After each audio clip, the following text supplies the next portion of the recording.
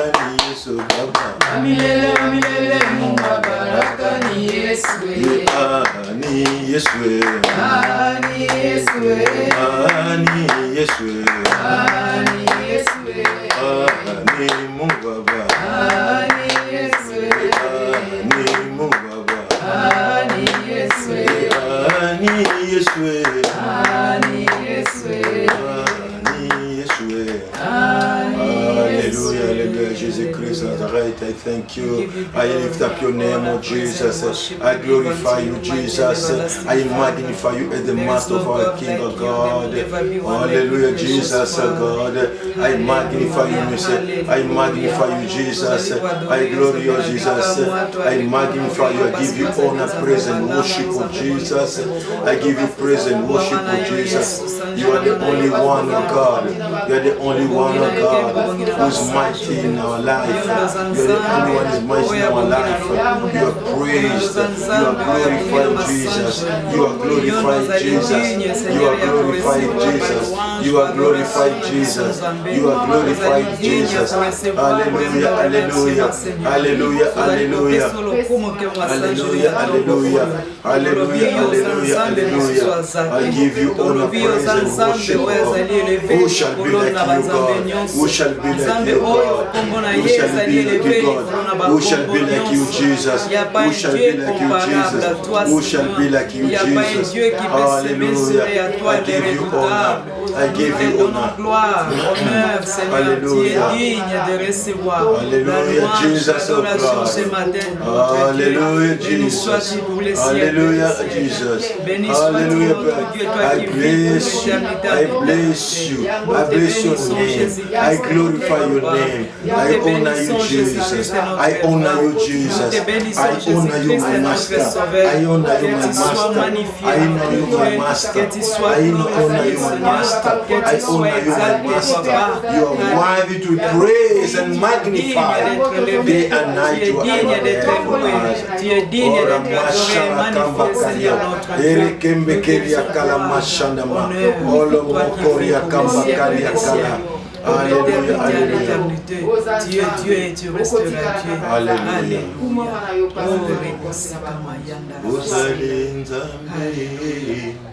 Alléluia, ozali nzambe papa, yokoti kala nzambe. Ozali nzambe. Alléluia, ozali nzambe papa, yokoti kala nzambe. Ozali nzambe na ngai. Alléluia, ozali nzambe papa, yokoti kala nzambe. Ozali nzambe. Alléluia, ozali nzambe papa, yokoti kala nzambe. Ozali nzambe malamu. Alléluia, ozali nzambe papa, yokoti kala nzambe. Ozali nzambe. Alléluia, ozali nzambe papa, yokoti kala nzambe. Ozali nzambe papa. Alléluia, ozali nzambe nanga, yokoti kala nzambe. Ozali nzambe. Alléluia, ozali nzambe papa, yokoti kala nzambe. Ozali nzambe yangayo. Alléluia, ozali nzambe papa, yokoti kala nzambe. Ozali nzambe. Alléluia, ozali nzambe papa, yokoti kala nzambe. Ozali nzambe ngizulu. Alléluia, ozali nzambe papa, yokoti kala nzambe. Ozali nzambe. Alléluia, ozali nzambe papa, yokoti kala nzambe. Ozali nzambe Rachele. Alléluia, ozali nzambe papa, yokoti kala nzambe. Ozali nzambe. Alléluia, ozali nzambe papa, yokoti kala nzambe. Ozali nzambe Lize. Alléluia, ozali nzambe papa, yokoti kala nzambe. Ozali nzambe. Alléluia, ozali nzambe papa, yokoti kala nzambe. Ozali nzambe malamu. Alléluia, Hallelujah, yozali nzambe papa. Yokoti kala nzambe. Yozali nzambe. Hallelujah, yozali nzambe papa. Yokoti kala nzambe. Yozali nzambe anguya. Hallelujah, yozali nzambe papa. Yokoti kala nzambe. Yozali nzambe. Hallelujah, yozali nzambe papa. Yokoti kala nzambe. Yozali nzambe malamu. Hallelujah, yozali nzambe papa. Yokoti kala nzambe. Yozali nzambe. Hallelujah, yozali nzambe papa. Yokoti kala nzambe. God, you are the God, you are mighty, you are glorified, you are God. You shall remain God for the years of God. There will be no master like you, God. Oh Jesus, excellent God. Oh, excellent God.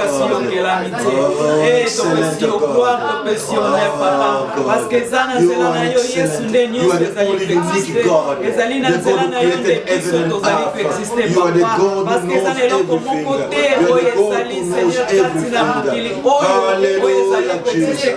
Hallelujah, Jesus. There is none who shall be like you, God. There is none who shall be like you, God. We are worshiping you, God.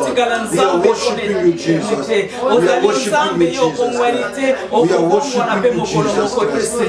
Tika kombo na yo ekumisama esanjolama tobenili yo papa parce que oza mokonzi na kokama mokokisi na bilaka ezali yo nzambe na biso yo oyo ozali mokokisi na nyonso yo oyo ozali wakopesa biso kimia yo ozali wakobundelaka biso bitumba ya butu moi tozali komona te topesi gloire na kombo na yo nzambe topesi honneur epai na yo parce que ntongo na lelo nzambe soki totelemi awa ezali grâce na yo nde esali biso tozala nkolo esali biso totelema mingi balalaki na biso yango balamuki te mingi basokeshambe na bopito mingi kati baproblème moko ezali difficile mais nzambe osali biso grâce ya kozala en vie en bonne santé même ya kozala na force Seigneur même ya kopermettre biso nzambe kofongola mingongo na biso liboso na yo nzambe tozopesa gloire honneur epai na yo parce que ozali nzambe oyo abongwanaka te Seigneur papa kombo na yo ekumisama esanjolama enetolama oui tu es Dieu et tu resteras Dieu notre roi. Alléluia. Merci Seigneur. Kombo na yo ilunga nanga. Kombo na yo elonga nanga. Kombo na yo elonga nanga. Kombo na yo elonga. Kombo na yo elonga. Kombo na yo elonga. Yesu. Kombo na yo elonga. Kombo na yo elonga. Kombo na yo elonga. How excellent is your name. How excellent is your name, oh Lord. How excellent is your name, oh Lord. How excellent is your name. How excellent is your name. How excellent is your name, oh Lord. How excellent is your name. How excellent is your name. How excellent is your name, oh Lord. Jina lako litukuzwe Bwana. Jina lako litukuzwe Bwana. Jina lako litukuzwe. Jina lako litukuzwe. Jina lako litukuzwe Bwana. lako litukuzwe, jina lako litukuzwe, jina lako litukuzwe, Bwana. Kombo na yo, kombo na yo elonga nanga, kombo na yo elonga nanga, kombo na yo elonga, kombo na yo elonga, kombo na yo elonga, Yesu. Kombo na yo elonga, kombo na yo elonga, kombo na yo elonga, Yesu.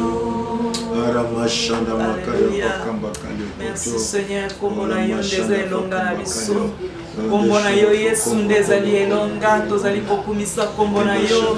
Kombo na yo ezali kombo na nguya, kombo na yo ezali eleve likolo na bakombo nyonso. Na kombo na yo Jésus-Christ, tout genou fléchi et toute langue confesse que tu es le Seigneur. Papa, tozali ko eleve kombo wana, tozali ko eleve kombo na yo Jésus-Christ. Oyo na kombo na yo Nzambe bademo bazali ko kima, oyo na kombo na yo Nzambe milimo nyonso ezali ko soumettre, ko se soumettre liboso na yo Nzambe. Na kombo na yo Jésus-Christ nde babeli bazali ko bika, twali ko eleve kombo na yo ezali kombo na Nguya. Hallelujah. Mama, hallelujah.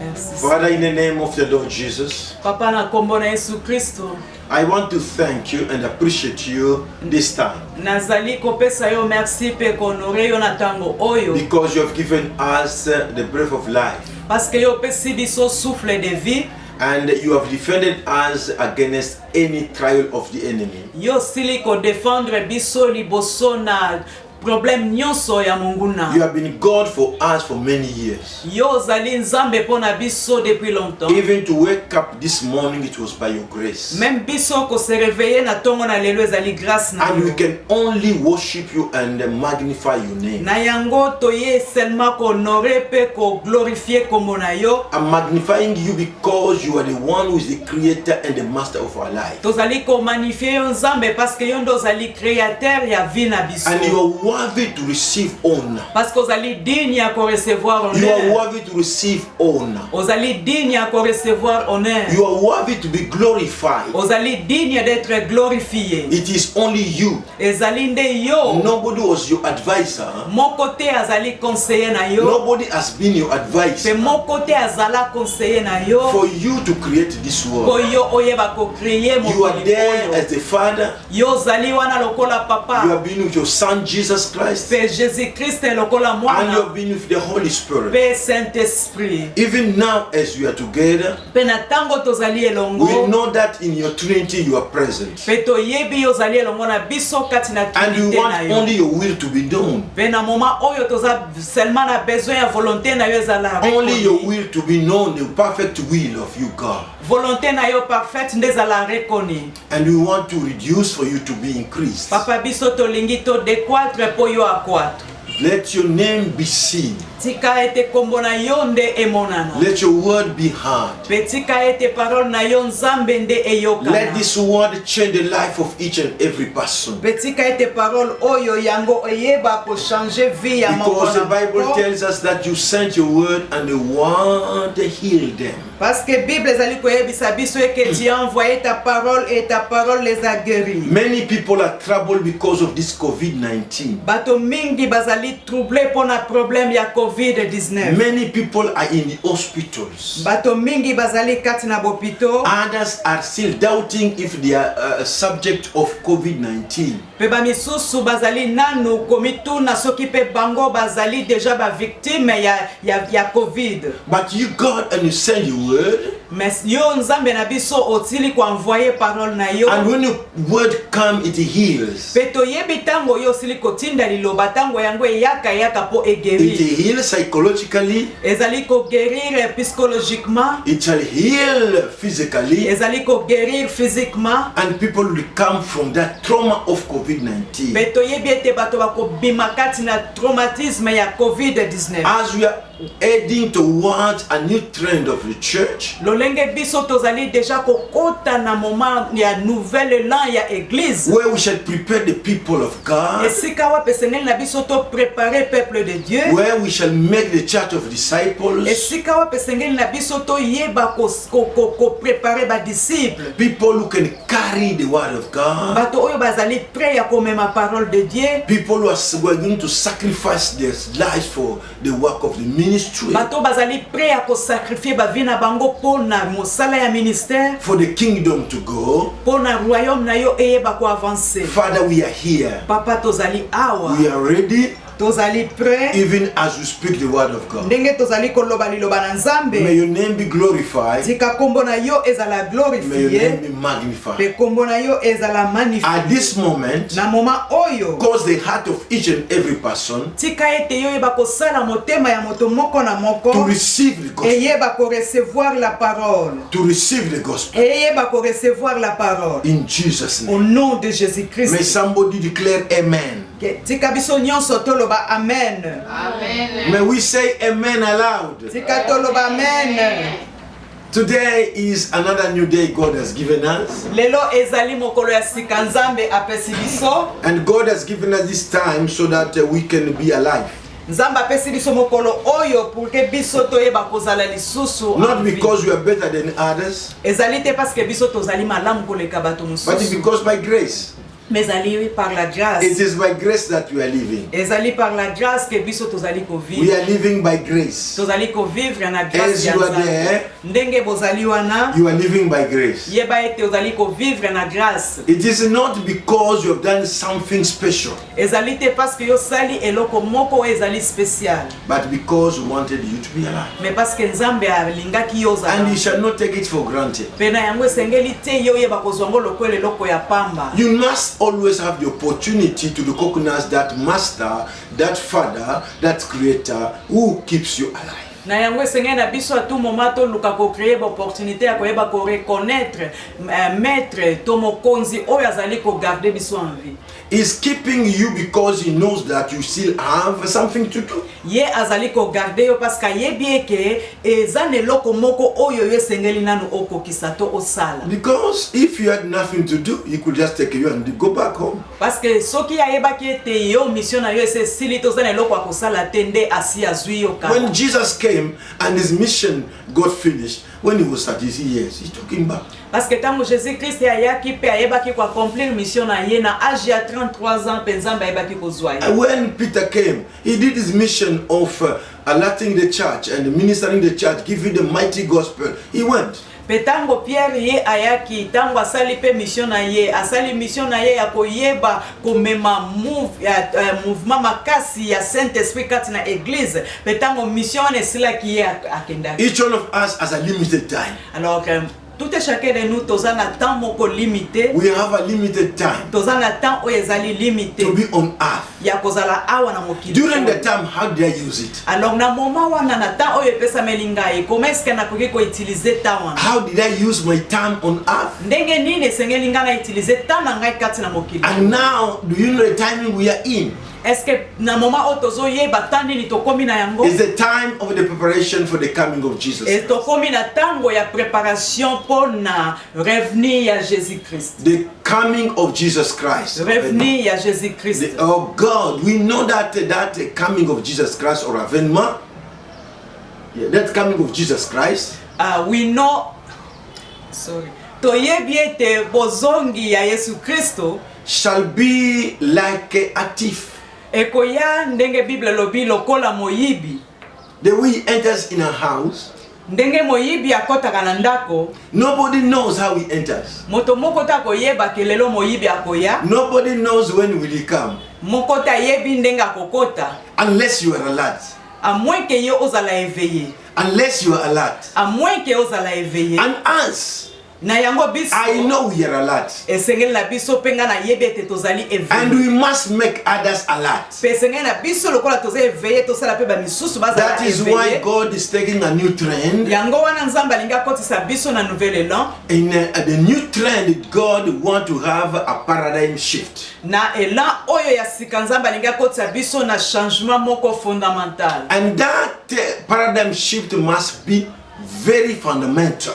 Na yango changement wana esengeli vraiment ezala vraiment fondamental. The negative influence must give place to the positive influence. Ba influence nyonso négatif esengeli epesa place na ba influence oyo ezali positive. Let nothing of this world influence you negatively. Alors to permettre te na makambo ya mokili oyo eyeba ko influencer biso négativement. That is why we started reading the scripture in Romans chapter 12 verse 2. Yango wana to bandaki message biso pe to tangaka na passage ya Romains chapitre 12 na verset 2. Which I want you to remember.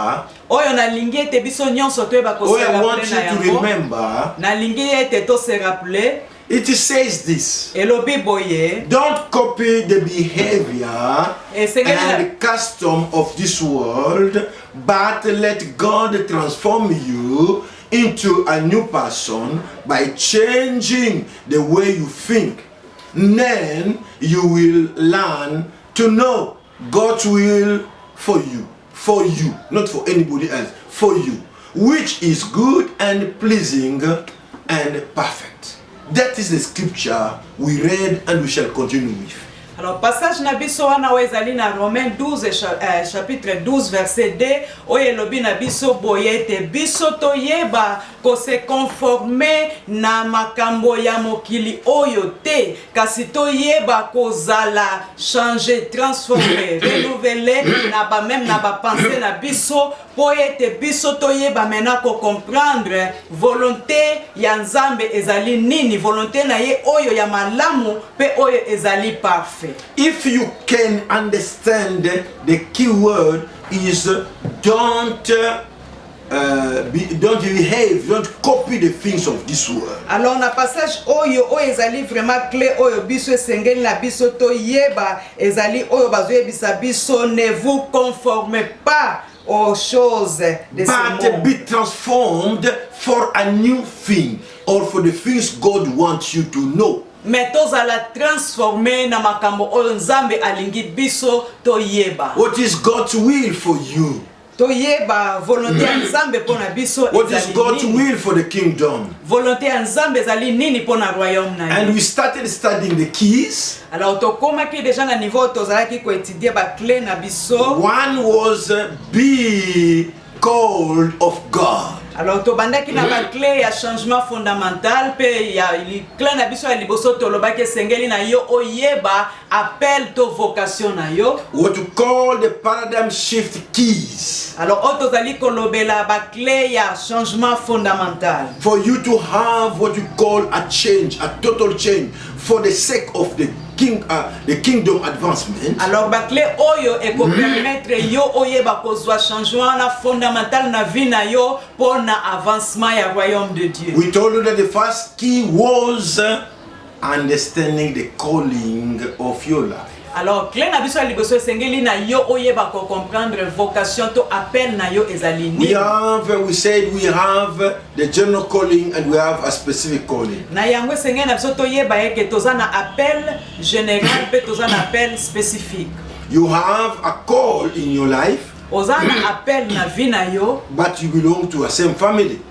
Pe ezali appel moko général. We have the calling as Christian. Toza na appel lokola biso family of Aaron. Mais parmi ba Kristo sikoyo Nzambe akoyeba kopona ndenge ye aponaka famille ya Aaron. You have seen it in our previous teaching. Alors tosilaki déjà komona yango There must be what we call sincere repentance. Alors deuxième clé tolobelaki esengeli na biso toza na repentance moko sincère. And the third key was total surrender to God. Pe troisième clé tolobelaki abandon total à Dieu. And the fourth key was the presence of the Holy Spirit or the anointing in your life. Pe clé na biso oyo elandi to quatrième clé tolobelaki présence ya Nzambe to onction ya Nzambe na bomoi na yo. Even if you have nothing, même si oza na eloko moko te, but if the touch of God is upon your life, mais soki touche ya Nzambe to onction ya Nzambe eza na bomoi na yo, something will happen to you. Alors likambo moko ekoyeba and something can be done, and something can be done na vi na yo pe na nzela na yo.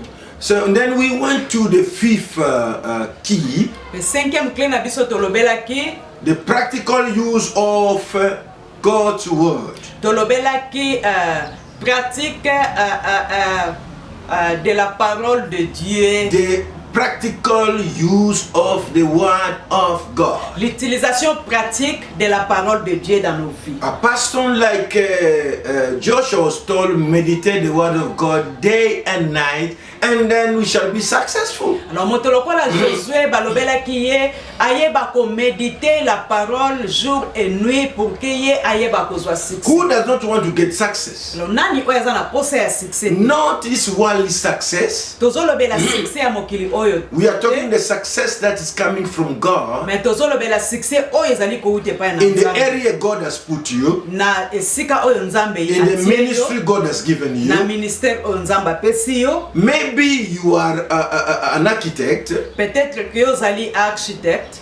And God has given you a talent to help the people of God. Alors na kati na Nzambe tie talent na yo oyo ezali ko salisa pe même ezo ko salisa bato na Nzambe. You can be very useful in medical science. Peut-être que yo pe ozali na oya yo donc kati na place ya médical. Do not want to hear only word of God, practice it.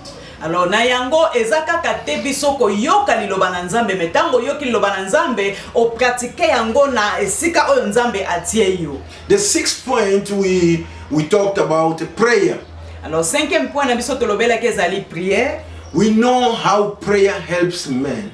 Toyebi ete prière yango nde esalisaka biso bato. Prayer is the one that supported Jesus Christ. Parce que prière yango pende eyebaki ko supporter Jésus Christ. When he was about to be crucified, tango ye akoma pene azala crucifié. He relied with the Creator, with his Father. Ye azongaki kokuta na lisusu na papa na ye. Through prayer. Na nzela ya prière. And when he went, tango ye akendaki, he prayed. Abondelaki. He saw the situation is hard. Amonaki ke situation oyo azokende na ngo the way we have COVID-19.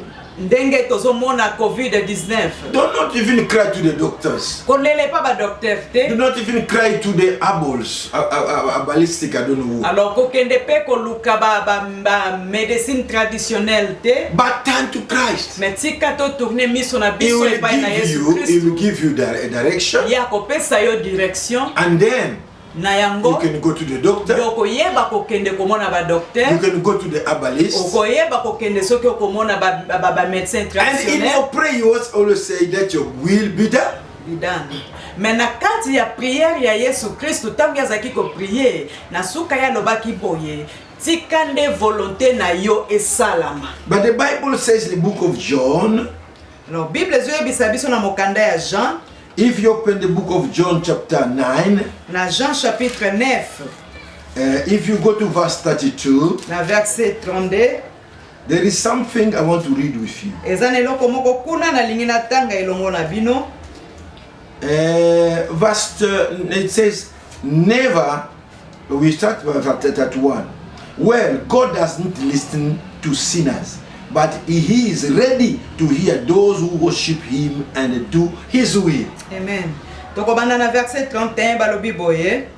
Nous savons que Dieu n'exauce point les pécheurs, mais si quelqu'un l'honore et fait sa volonté, il exauce.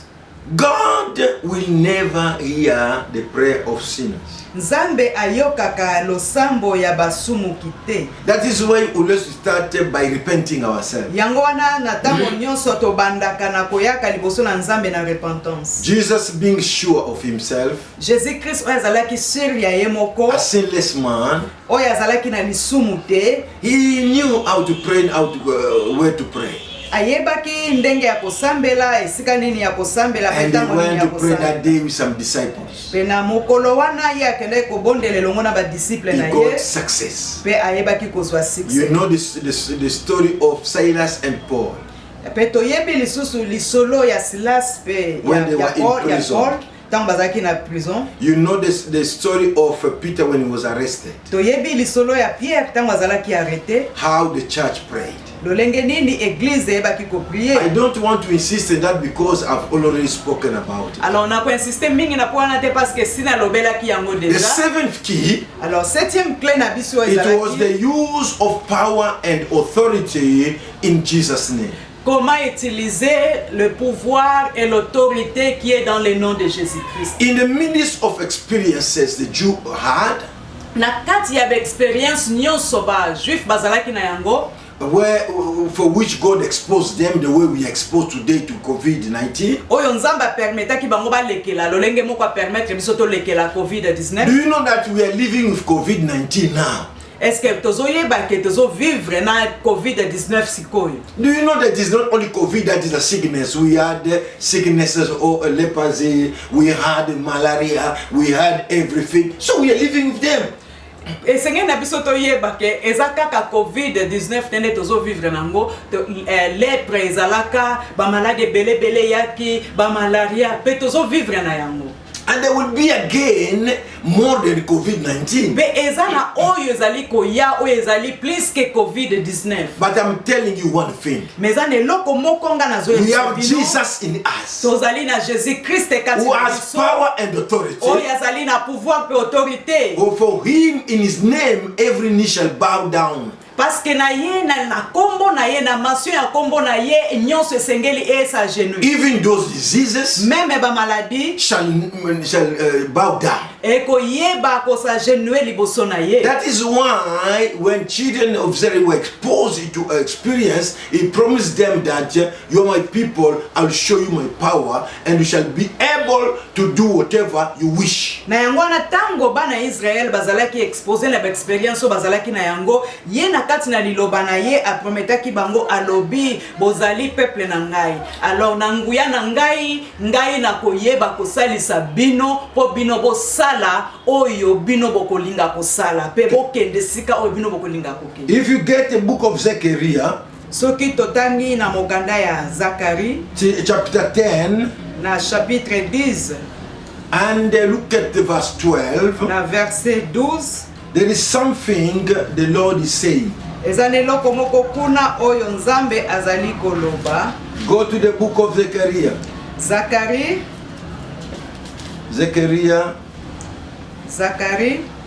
It's a very serious scripture which can help each one of us to understand many things. ezali passage moko ya motuya oyo kosalisa moko na biso to yeba ko comprendre makambo ebele. Verse 12, Tokotanga na verset 12. he is saying this Elobi boye. concerning the authority and the power God can give us. Ezali koloba boye concernant pouvoir et autorité oyo Nzambe. By my power, it starts by my power. Ebandi boye na nguya na ngai. By my power. Na nguya na ngai. Can you repeat by my Est-ce que power? tu peux répéter na nguya na ngai? By my power, Na nguya na ngai. I will make my people strong. Na kosala peuple na ngai bazala bato na makasi. I will make my people strong in my power. Na kosala peuple na ngai bakoma bato makasi na nguya na ngai. And by my authority, Pe na autorité na ngai they will go wherever they wish. bango bakokende bisika nyonso bazali kokanisa. They will go wherever they wish. Bakokende bisika bango bazali kokanisa. I, the Lord, have spoken. Parce que ngai Nzambe na lobi. By my power and my authority, Na puissance pe na autorité na ngai. you can move. yo oko marché. You cannot be scared of sicknesses. Esengeli te ozala na bobangi ya ba malade. Sickness or no sickness, if the time comes, you must go to God. Alors malade to pas malade, soki tango ekoki yo kokoma epai na. We are not scared of death. Alors tozana bobangi ya kufa te. We need just to be careful. Mais senge na biso kaka tozala To prudent. wash our hands the way they told us to wash hands. Tosokola maboko ndenge ba conseil biso tosokola maboko. To have a social distance. Toyeba ko garder But we must carry in mind that you have authority and power to do what is in the will of God. Mena nyonso wane sengeli na biso toyeba ete biso tozali ko memakati na biso pouvoir pe puissance oye pesa meli biso poto sala oye biso sengeli. Are you aware that you have the authority and power? Est-ce que yo ozali ko yeba ko zana autorité wana na kati na bomo? When you receive Jesus, parce que tango yo eba ko recevoir Jésus. because Jesus is in you, parce que Jésus Christ aza kati na yo. people are scared of you. Et sengeli na bato babanga yo. But you don't know who you are. Mais yo moko zo mi yeba to za nani? May you say amen? Est-ce que tu peux le amen? May you say amen? Tu peux le amen? You have power and you have authority. Parce qu'on a pouvoir pe autorité. And the people cannot scare you. Pe batu esengeli te babangisa yo. Those who fly in the night. Ba oyo ba pumbwaka na butu. Those who come in the houses invisibly. Ba oyo ba kota kana bandaku na banzela invisible. Those who come with the eyes, I don't know which kind of eye. Ba oyo bazana ba miss moko na yebite ya ndenge nini. That's not your problem. Eza problem na. The one in you is more powerful. Parce que oyo azali kati na yo azali le plus puissant. That's why he said to his disciples. Yango wana alobaki na ba disciple na ye. In Luke 9. Na Luc chapitre 9. Can you take the Bible in Luke 9? Toko fongola na Luc chapitre 9. In Luke 9, there is something I want you to know. Now, from verse 1 to 3, I'm insisting in this key because many Christians have lost hope.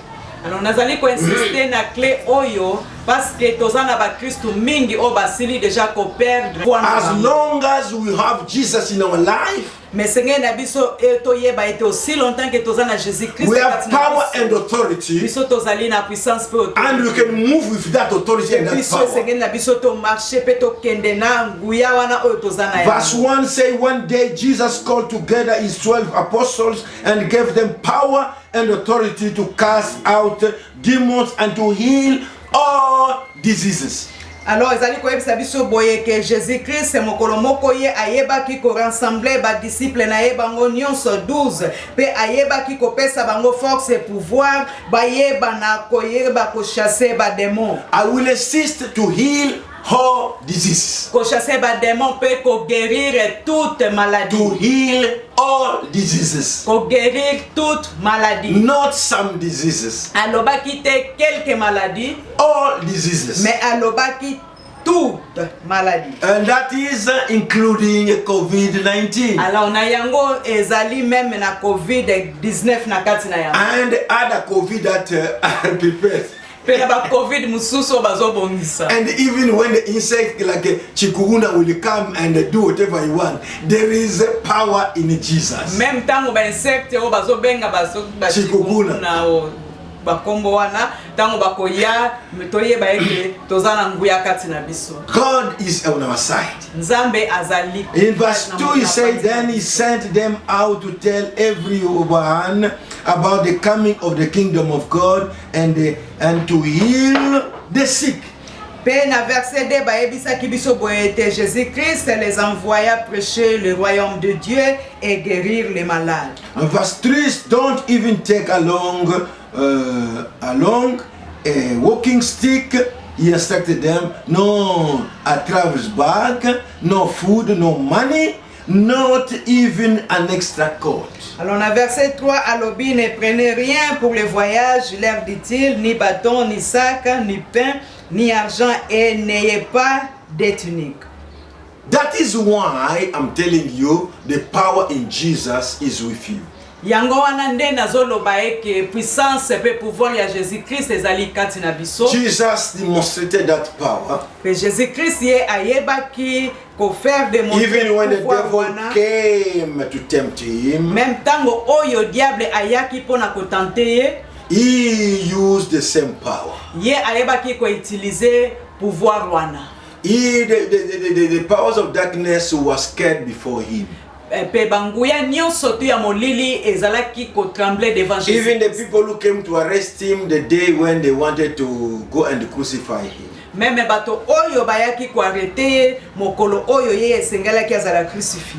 key on the paradigm shift is very important because there are some experiences that are coming. Alors esengeli na biso toyeba ete clé oyo tozolobela oyo ya koyeba ko utiliser puissance et pouvoir eza na kombo ya Yesu. Because many people will resist the word of God. Parce que na batango oyo tozokota bato mingi bakokoma ko résister liloba na Nzambe. Many people will resist the people of God. Pe bato mingi bakoyeba ko résister kaka liloba na Nzambe te mais peuple de Dieu. Recently when we are in a confinement, you see how people were insulting churches.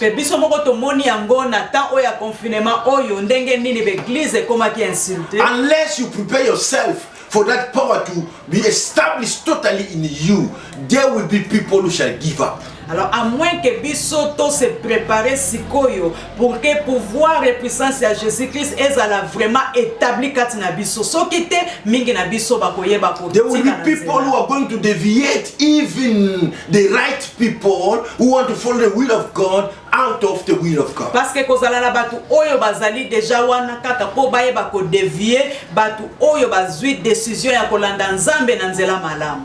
I saw the case of a man who almost was deviated by a person called by Jesus. Alors ngai natali na kamoko na kati na Bible ya mutu oyo pe azalaki dévier to balingaki ba dévier na mutu moko oyo babengi na kombo ya. And there's something that made me to be astonished. He was a Jewish sorcerer. Alors mutu oyo loko esali kengana kamwa mingi Bible lobiye azalaki magicien ou sorcier. He was among the people who were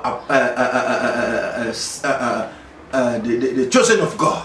Alors ye mutu oyo azalaki juif donc azalaki parmi ba choisi ya Nzambe. Do you know that the Jews were the chosen of God? Est-ce que tozoyeba ba juif nde bango bazali ba elite bato Nzambe apona?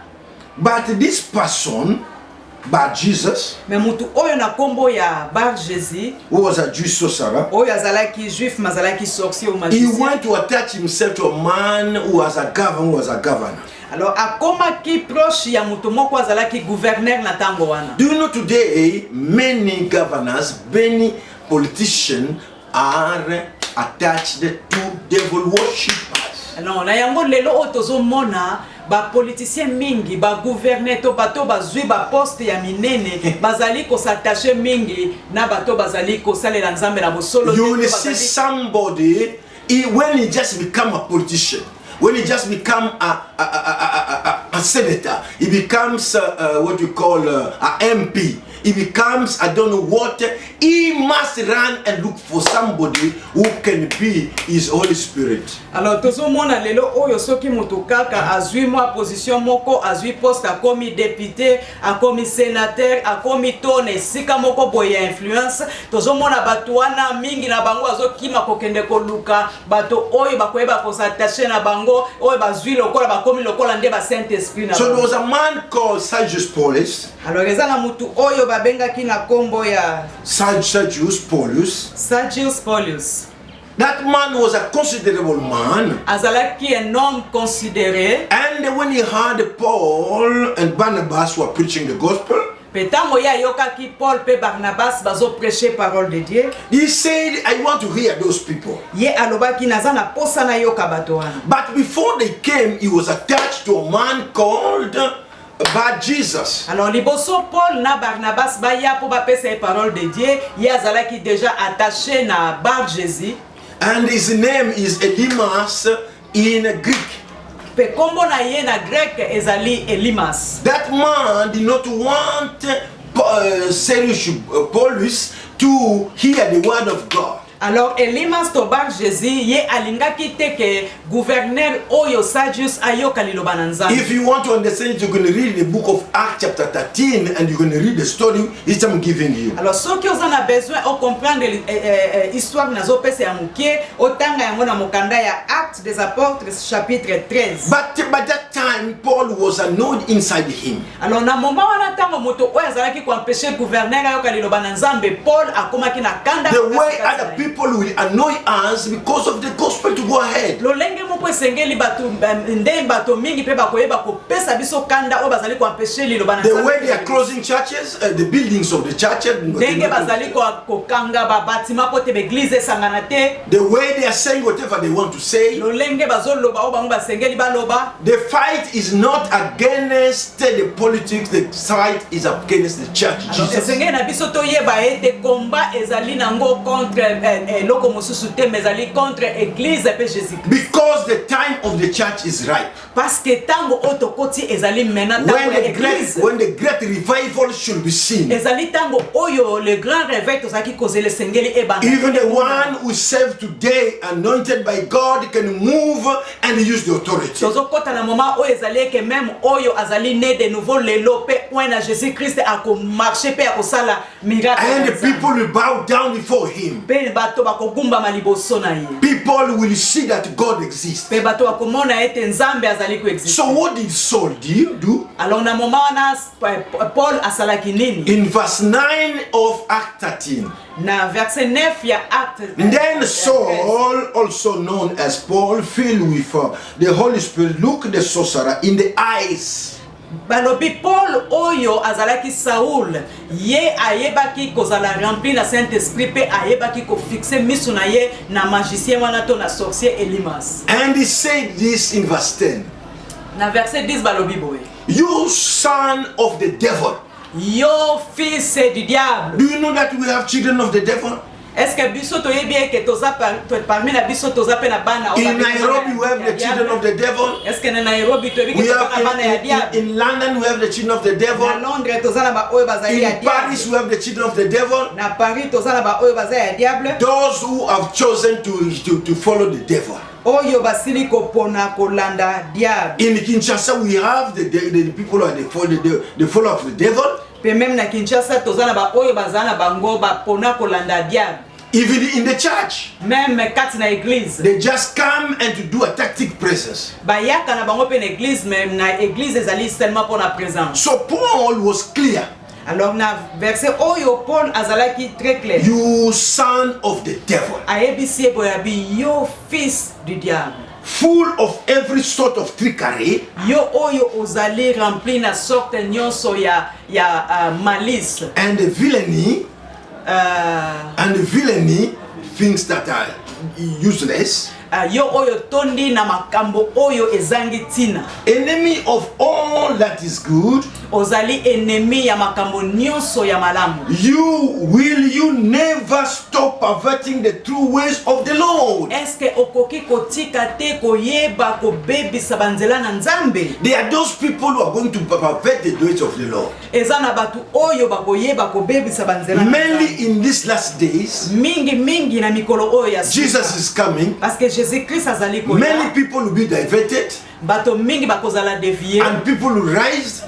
Ba oyo bakotelema bazali for the devil. Pe mingi bakotelema pona kolanda na bango diable. And they will fight the church. Pe bakoyeba mena ko combattre église. And then verse 11. Na verset 11. Paul says. Paul alobi boy. And now the Lord has laid his hand of punishment upon you. Pe sikoyo Nzambe na biso asili kotia loboko na ye ya punition likolo na yo. God has laid his hand of punishment upon you. Nzambe atie loboko na ye ya punition likolo na yo. And you will be stricken a while with blindness. Pe yo okozala frappé na aveuglement pour un moment. You will be stricken of a blindness for a while. Yo okozala frappé d'aveuglement pour un temps. That's what happened.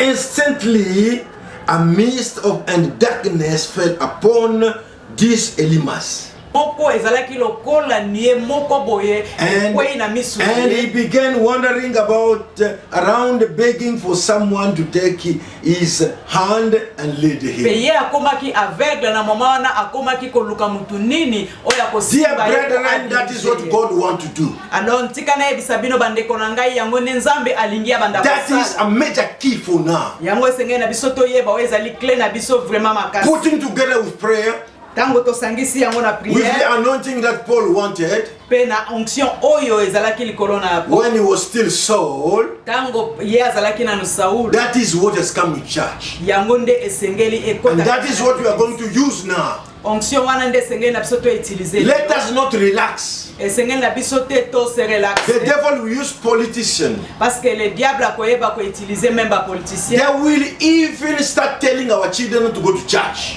Ba bandito bakobanda koyebisa même bana na biso bakende be église te. They will tell our senior citizens not to go to church. Pe bakoyeba koyebisa même ba tona biso bazali plus âgé bakenda ka be église te. Not to go and fellowship. Bakende te kosangana na. So these people will lose faith and then they will start looking for them through social media. Alors tango bato oyo bazali écarté bazali libanda église bakoyeba mena ko perdre foi na bango pe bango bakoyeba mena ndenge nini ya ko récupérer. To recruit them into their devil worship. Bakoyeba ko recruter bango kati na the way they wanted to recruit this governor. Lolenge moko balingaki bayeba ko recruter gouverneur. How many governors are recruited? Alors ba gouverneur boni bazali déjà. How many senators are recruited? Ba sénateur boni bazali déjà recruté. How many MPs are recruited? Ba parlementaire. How many pastors are recruited? Ba pasteur boni bazali déjà. How many evangelists are recruited? Ba évangéliste boni bazali. How many apostles are recruited? Ba apôtre boni bazali déjà. How many teachers are recruited? Ba enseignant boni bazali déjà. How many pastors are recruited? Ba pasteur boni yo bazali déjà recruté. Believers in the church recruited. Même ba membre na église bango moko bazali déjà recruté. But Saul,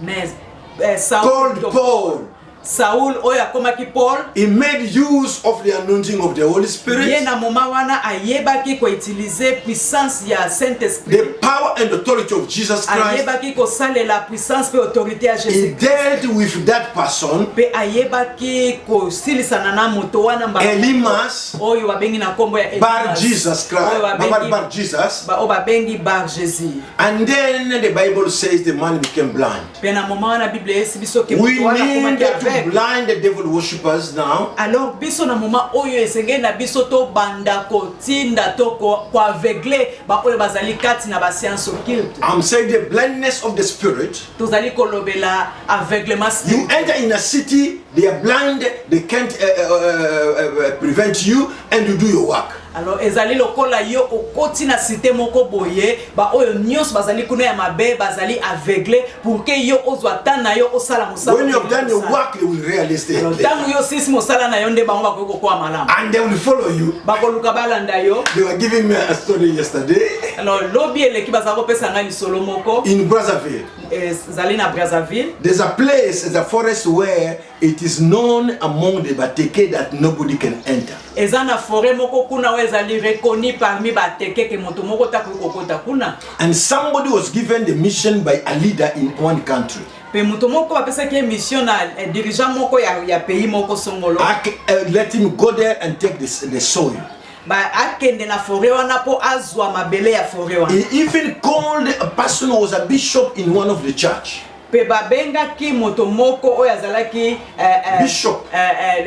bishop na église moko songolo. They went to that place Bakena esika wana in a moto. na nzela ya moto. They went to that forest of the Bateke that is a private forest where the people of that side, they know that you cannot enter in that forest. Alors bishop wana moto wana bazui moto bakei na forêt wana esika wapi bato ya kote wana bayebi bien ke forêt wana moto moka koko. And this man who came to take the bishop is also called minister of the gospel.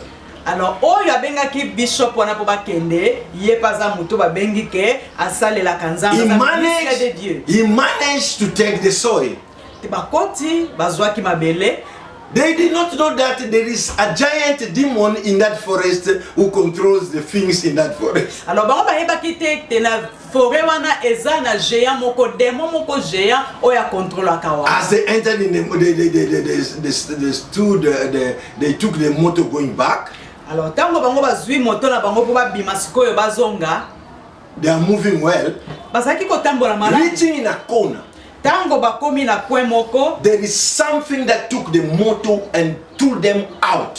Eloko moko boyo bango bayeba kite zui moto pe bwaki bango. The person who's giving me the story of that situation.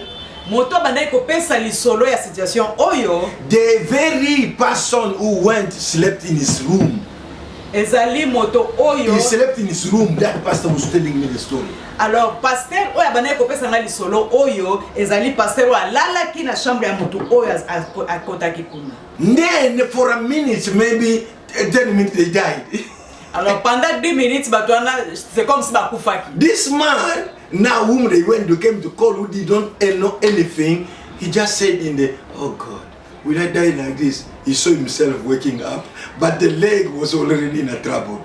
Alors bishop oyo bayaki ko benga oyo ayeba kinete suke zalaki nini esika bakwea ki wana ayeba kako balobi oh Seigneur na kufa kaka boy mbana moko tanga lobaki bongo alamuki me wana deja makolo na ye si e baby donc obuka. Looking at the person who came to call him, tango atalis ko muto oyo azwaki ye pa una ko meme na zanga wana is already dead. Asa kufi wana. It tell God, what will these people say for me? We came together and I'm going myself. I will be arrested. Atala lobi nzambe. Bato na yeba koloba nini parce que biso toyaki elongo siko nazozonga ngai moko bakoloba ke ngai ndi mnasali boye bakwa. And then he say a prayer. Peye ayeba ki kosala. This guy came up. Pe moto wana alamuki. Many people came, they called people. Beba bengi batu baye. They took them bazui bango to the hospital. Ba memba ngo l'hôpital. And later on, pe après they were well. I'm giving this very event story. Alors nazo pesa mwa lisolo oyo to show you that if you're not ready, don't go out. Alors bona kolakisa ete soki yo ozali prêté, soko ozali préparé te, kokende libanda te. But one thing I want to tell you, if you have Jesus, you live a holy life. Let me tell you, you must know, don't go and tempt them, but know the guidance of the Holy Spirit. Mena lingina loba boye, soki yo ozali na Yesu Kristo kati na yo, ozali moto ozali ko vivre vie moko ya sanctification, alors yo okobanga te, mais lukate okende po kende komeka bango mais kende na kati ya ba directive ya Saint-Esprit. Because in verse 13, chapter 13 of Acts, verse 12 said, when the governor saw what had happened, if you show the power and authority of Jesus Christ, he believed and was astonished at what he learned about the Lord. Alors na verset 12 et Acte 13 balobi na biso boye, alors les proconsuls voyant ce qui était arrivé crient étant frappés de la doctrine du Seigneur. So the governor changed. Alors il a kisi biso ke gouverneur wana tango amoni ya changer mbala. If you use the right key, soki yo kosalela ba clé o ezali ya malamu. You have prayer and you have anointing. Esika ozali na prière poza na onction. The authority and the power is of you. Pe pouvoir que autorité za na yo. You shall make it. Alors yo koyeba. Your brother who is not saved, salvation has come to your house. Alors tika na biso lelo ke sali esili your sister who does not know God, yo ndeko mwasi oyo yebi nzambe te, God has come in your house. Lelo oyo nzambe ya siko kota. Can you stand where you are? Est-ce que ko teleme siko zali yo na? Can you stand where you are? O teleme siko zali. I want you to receive Jesus Christ. Parce que nazana posa yo oyamba Yesu Kristo. I want to say this prayer. Na lingi na sala lo sambo oyo. And I want you to repeat after me. Pe na lingi yo o répéter après ngai. Say, dear God, loba nzambe papa, I am ready nazali prêt to have that power and authority pour recevoir puissance et autorité through Jesus Christ. Nanzela ya Yesu Kristo. That is why yango wana I invite Jesus. Nazali kobenga Yesu Kristo. I invite Jesus nazali kobenga Yesu Kristo as my Lord and Savior. Lokola mokonzi pe mobikisi. And I believe that he died. And he rose from the dead. From today, let the Holy Spirit help me to have the truth to be discipled and move in authority and the power of Jesus Christ. That is my prayer today. Now we want to finish in a prayer. Let us stand wherever you are. Can we stand in prayer? Can we stand in prayer? Can we stand in prayer?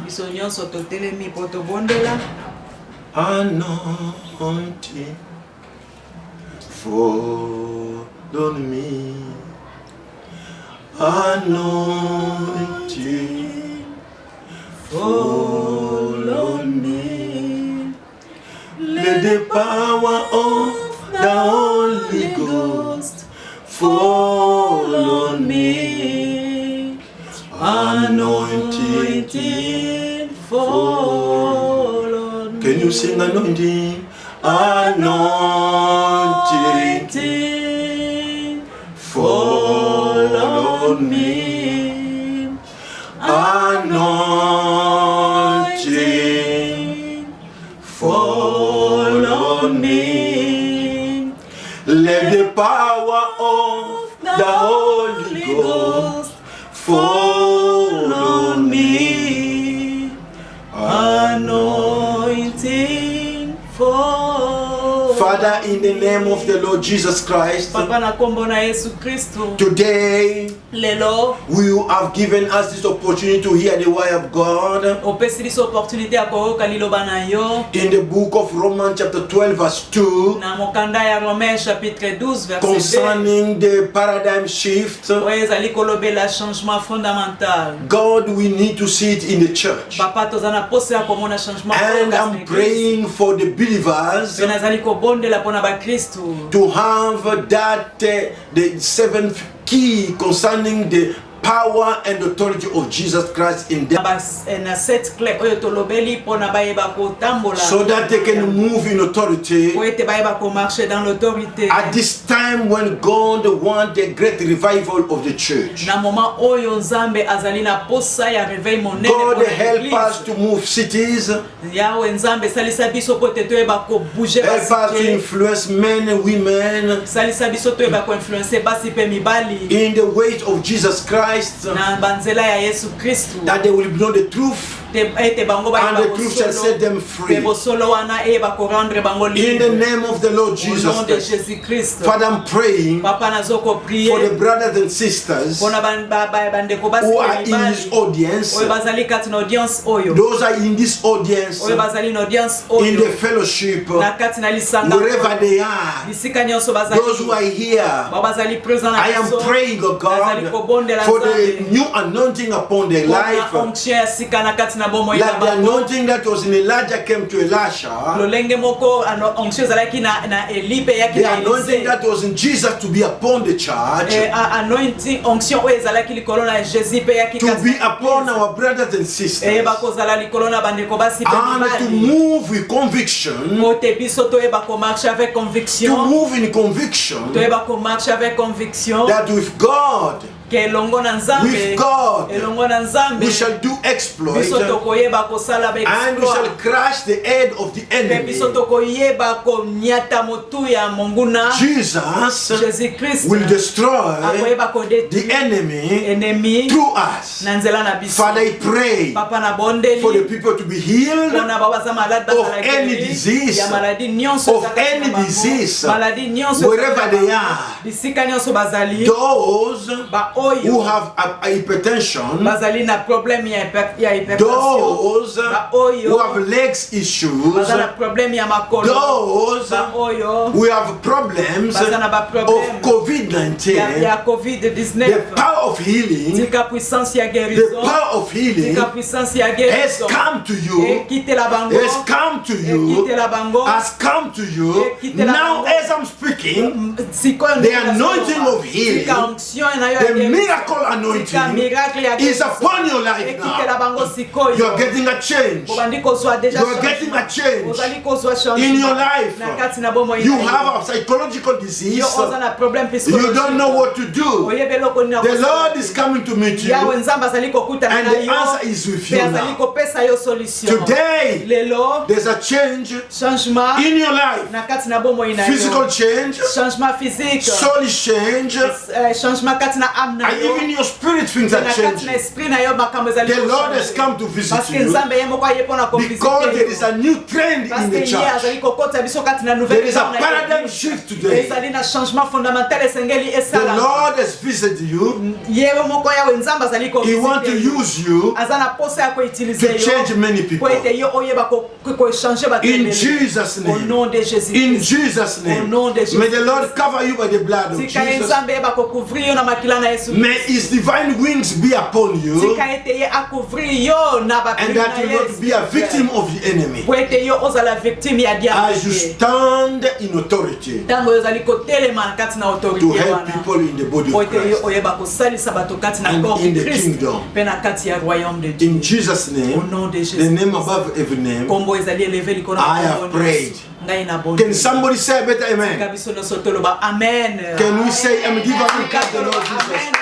Can we give a hand clap the Lord Jesus? I am saying today that this message will help you. Can you share this message to men and women, saved and unsaved, in YouTube, in Facebook, in any media you can. Today, the Lord will do something as you share it. May God bless you. You will follow it in the channel of Simon Gizulu. Simon Gizulu. In YouTube, you will get this message. By evening, if you check, you will get it. And you will go in Graciano TV. It is another channel you can follow it. May God bless you and take care of you. In Jesus' name. Can we shout amen? Hallelujah.